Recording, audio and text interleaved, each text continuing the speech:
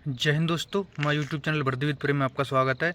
हम लोग बात करेंगे होमगार्ड के ऊपर, जो कि हमारी सीरीज चल रही है यूपी होमगार्ड डीबीपीएसटी की, जिसमें हम बात करते हैं कि पीछे वाले दिन में कितने फेल हुए, कितने पास हुए, और जो हमारे पास 28 से 30 जिलों का डाटा आता है, पूरा डाटा एनालिसिस करते हैं और मेन हाईलाइटेड पॉइंट बताते हैं, जैसे कहाँ हाइट में बाहर हो रहा है, कहाँ चेस्ट में बाहर हो रहा है, कहाँ खींच के नाप रहे हैं, कहाँ नॉर्मल नाप रहे हैं, और कहाँ आय प्रमाण पत्र मांगा जा रहा है ईडब्ल्यूएस वालों का, कहाँ कितनी दिक्कत आ रही। मेन जो हाईलाइटेड सेंटर हैं उनके ऊपर हम बात करते हैं। जो डाटा आप भेजते हो व्हाट्सअप द्वारा या कमेंट सेक्शन द्वारा, आप जो शेयर करते हो उस पर हम लोग बात करते हैं। तो वही हम बात करेंगे जो प्रोविजनल वाले हैं, जिसको प्रोविजनल में पास किया गया वो क्या करें, और हाइट और चेस्ट कैसे नाप रहे हैं, और 34 जिलों का जो आज हमें डाटा मिला है उस पर हम लोग बात करेंगे। सबसे पहले हम बात कर लेते हैं जो जिसको प्रोविजनल पास किया गया है वो लोग क्या करें। प्रोविजनल पास करने में क्या है, जौनपुर वाले सेंटर में देखा गया है कि कुछ बंदों को आय प्रमाण पत्र के चक्कर में भी प्रोविजनल किया गया ईडब्ल्यूएस वालों को। तो ऐसे बंदे क्या करो, जौनपुर वाले एक अपना ग्रुप बना लो। ग्रुप बना के जब आप रिजर्व डे का पूरा हो जाएगा, इसके बाद में आप भर्ती बोर्ड चले जाना। वहाँ पे आपका कुछ ना कुछ समाधान जरूर हो जाएगा, बंदे ज़्यादा हो जाओगे तब। ऐसे ही क्या काम करो, प्रोविजनल जिनको फीमेल कैटेगरी में जो महिलाएं हैं, जो उनके लिए मिला है, जैसे पति पिता पक्ष के चक्कर में जो मिला है जाति प्रमाण पत्र के चक्कर में, वो लोग भी एक बार अगर जाके भर्ती बोर्ड में अगर संपर्क कर लें और इधर का अगर बनवा लें बाद का, पर अपने अब बनवा लेना, नया बनवा लो पिता पक्ष का। हो सकता है कि आपका वहाँ पे कुछ हो जाए। अगर ज़्यादा संख्या अगर हो जाएगी वहाँ पे इकट्ठी, तो हो सकता है आपका कुछ समाधान हो जाए। 10 20 50 में तो कुछ नहीं हो, कम से कम 100 200 इकट्ठे हो जाओ। सभी जिलों को इकट्ठे होकर एक अपना ग्रुप बना लो, चाहे कुछ भी करो।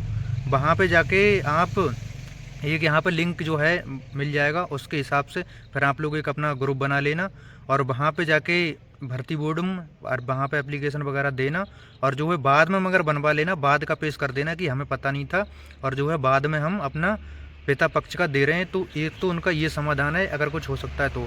बाकी फिर भी अगर जो है नहीं हो पाता है, तब भी आप रनिंग तो करते ही रहो। प्रोविजनल वाले बार बार कमेंट आता है कि रनिंग करें ना करें, रनिंग करो आप, रनिंग तो आपकी होगी 100%, इसमें कोई शक वाली बात है भी नहीं।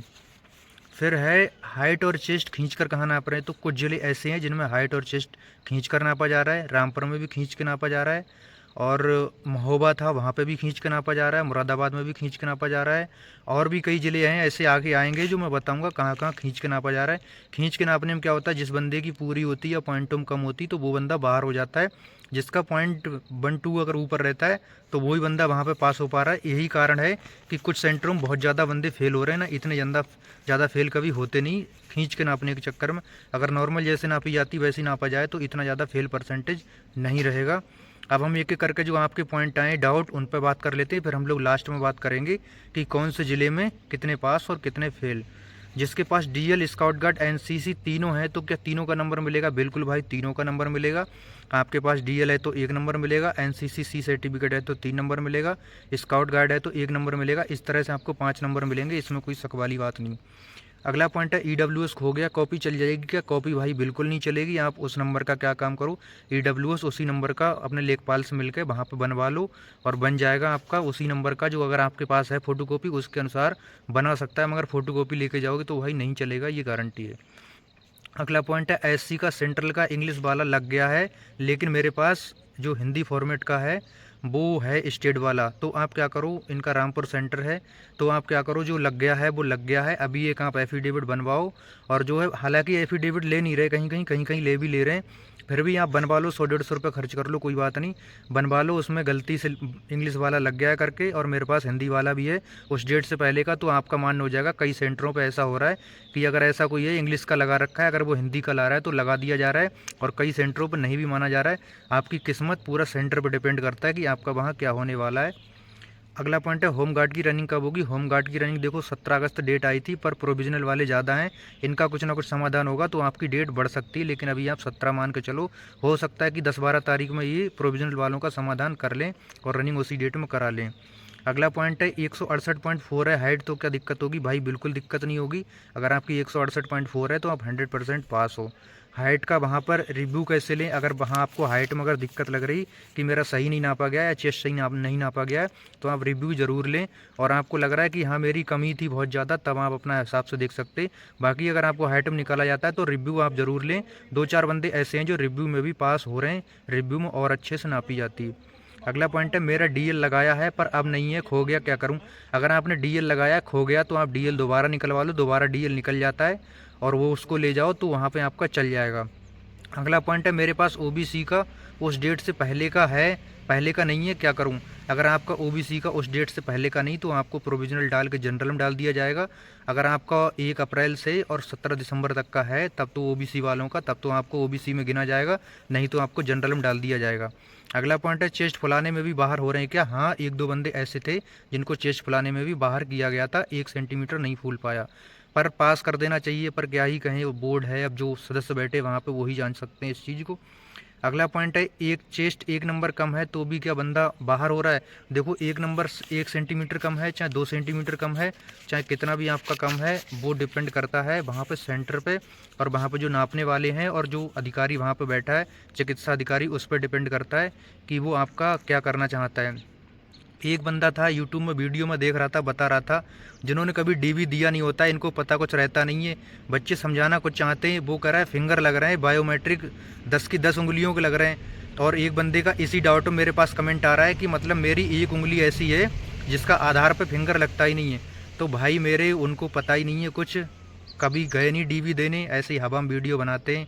भाई मुझे पता मैंने कितने डीवी दिए, आपके जो फिंगर लग रहे हैं वो लग रहे हैं, वो सिहाई से जो अंगूठे लगते हैं जैसे ज्वाइनिंग टाइम में लगता है, यहाँ यहीं लग जा रहा है। हमारे सीआरपीएफ में वो सब ज्वाइनिंग टाइम में होता है, वहाँ पे केवल बायोमेट्रिक आपकी आंखों से हो रही है, कहीं कहीं अंगूठे से हो जाती है, पर ऐसा नहीं कि बायोमेट्रिक में आपकी 10 की 10 उंगलियाँ लगाई जा रही हैं, वो केवल स्याही से लगाया जा रहा है, उस पर एक जो फॉर्म दिया गया उस पर। तो आप डाउट बिल्कुल मत रहो कि मेरी एक अंगूठे की फिंगर नहीं लगती है, आधार में तो नहीं भाई, आधार में आपका नहीं लग रहा है फिंगर, वो वैसे लग रहा है फिंगर जो ज्वाइनिंग टाइम वाला होता है वो वाला आपका लग रहा है, उसकी आप टेंशन मत लो, उनको पता नहीं है कुछ, ऐसे ही हवा में बता देते मतलब कुछ भी। पर कोई बात नहीं, आपका काम है कि सही जानकारी देखना और आगे तक इसको शेयर करना। अब हम बात कर लेते हैं फटाफट कि कौन से ज़िलों में कितने बंदे पास हुए, कितने फेल हुए। और एक बात और बता दे रहा हूँ, एक बंदा था कि कमेंट कर रहा था कि मेरी इस तारीख को था, तो आपने 2-3 बंदों का इधर उधर बता दिया। तो देखो बताने वाले आप लोग हो, कुछ बंदे ऐसे होते हैं कि मतलब जो है प्रोविजनल वाले को अनफिट मान लेते हैं, कुछ बंदे प्रोविजनल वाले को फिट मान लेते हैं, तो उस तरह से मानता हूँ कि मिस्टेक हो सकती है उनके, पर ज़्यादा नहीं होगा प्रोविजनल वाले और उसमें ही होगा, लेकिन मोटा मोटा आइडिया आपको मिल ही जाता है।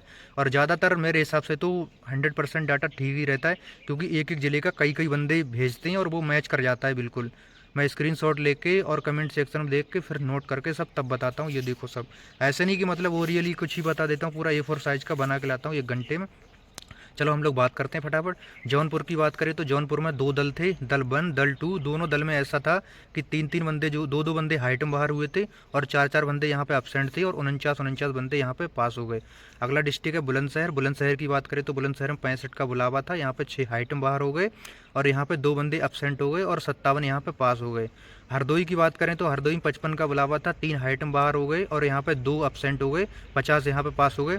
एक बात बता दूं आपको, लड़के प्रोविजनल बहुत कम हो रहे हैं, जो सेंटर बहुत ज़्यादा वैसे हैं, ज़्यादा ही कुछ डीप चेक कर रहे हैं तो वहाँ पे प्रोविजनल हो रहे हैं, ना लड़के प्रोविजनल बहुत कम हो रहे हैं, ये बात ध्यान रखें आप।